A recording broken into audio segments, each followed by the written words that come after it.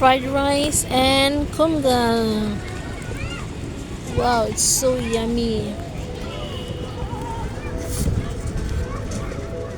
Only 60,000 dong.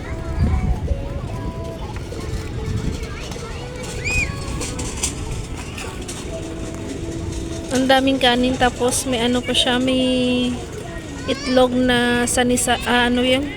Scramble. Yeah. Tapos may cucumber, tapos may kimchi, at saka 3 hiwa ng chicken or manok. Mm.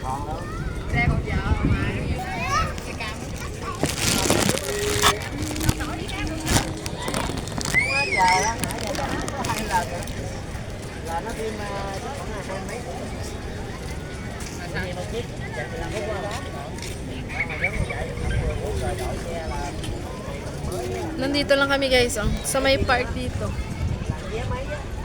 Ayan, habang kumakain sa Ayana. Tapos yung entrance dito ay 30,000 dong. Pag gusto niyo ng mga electric bike, mga ganyan, mag-a-add lang kayo ng 20 to 15,000 dong. Tapos dito naman may bouncy castle. May mga swing, may mga rides pa doon, marigold, chuba chuchu. Tapos may white sand sila sa gitna. Buhay OFW. Then ang Yeah, food, boy have diarrhea. si Bossing. Tapos dito siya sa may sa Falaron, yan no, yung football field.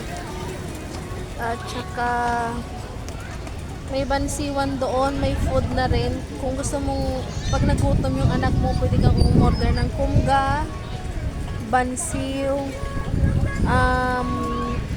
pho. Meron dito. Ayun o.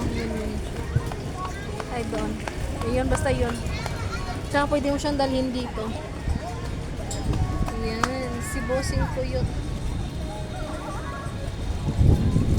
So, kung kayo ay may anak, dito po kayo pumunta. Wag na sa mall. Mura lang po ang bayad.